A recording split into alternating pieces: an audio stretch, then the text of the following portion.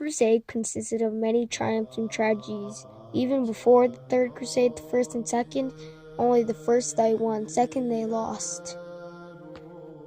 The Third Crusade played an important part in all of Crusade history and Jerusalem by changing many things. The tragedy was that many people died and nobody won at the end. So the triumph would be that they signed a treaty to let unarmed Christians into Jerusalem. Another tragedy was that out of 20 people, only one person survived each army camp. The first and only battle between the forces of Saladin and the Third Crusade occurred on September 7th, 1191 at Arsuf. The events you need to know before the Third Crusade is the first, second, and what led up to the third. The First Crusade, one led by Bohemian of Taranto and Hugh of Vermandois from the year 1096 to 1099. The Second Crusade from 1145 to 1149 was announced by a European person named Pope Eugene III. Louis VII from France and Conrad III from Germany led the Crusades, falling in a great victory for the Muslims. Angered through their defeat, the Third Crusade was led by Emperor Frederick Barbarossa, who drowned at Anatolia even before his army got to Syria. King Philip II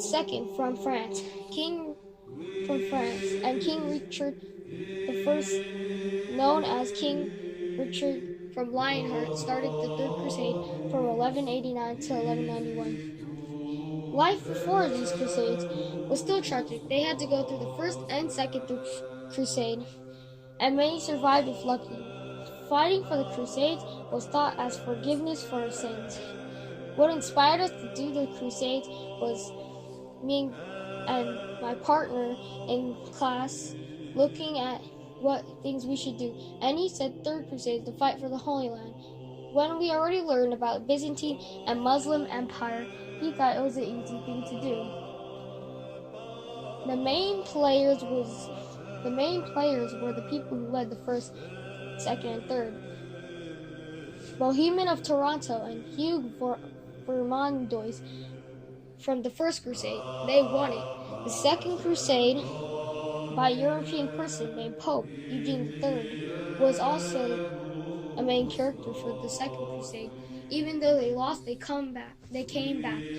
When angers from the defeats of the Second Crusade led the Third Crusade by Emperor Frederick Barbarossa, who drowned at Anatolia even before his army got to Syria. So, King Philip from the second from France and King Richard I were also main characters. Shortly after the First and Second Crusade wars, the third one came.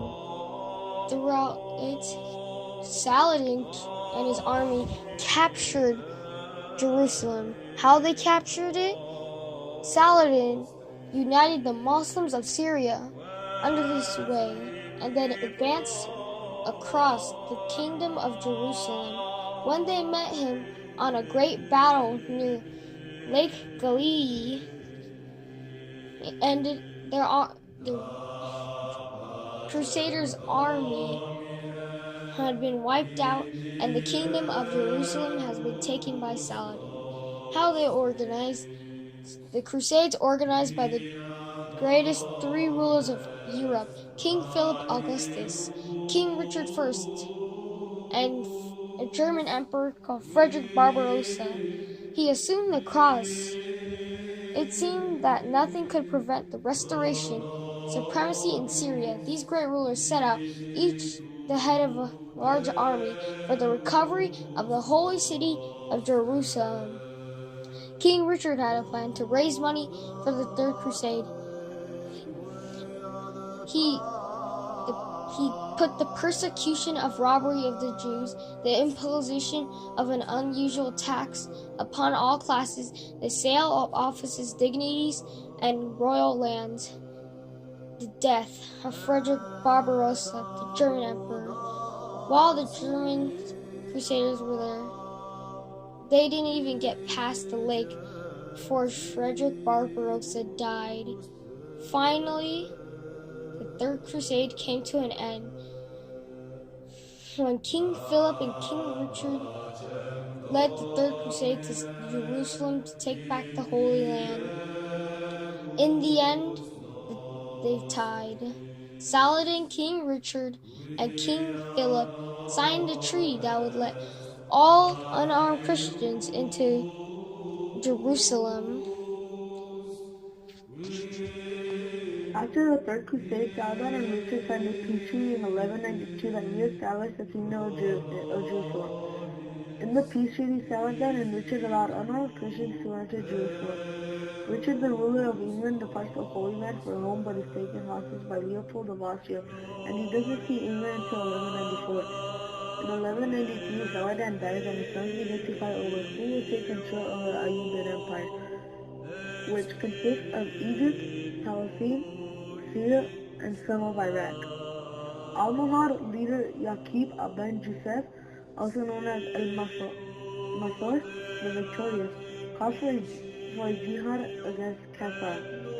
He gathers a massive army that includes Arabs, Africans, and others, and marches against the forces of Alfonso VIII in Al-Qura.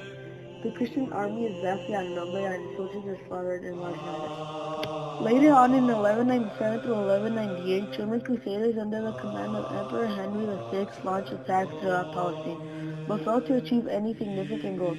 Henry, the son of Frederick Barbarossa, a leader of the Second Crusade who tragically drowned on the way to Palestine before his forces could accomplish anything, and Henry had been determined to finish what his father had started.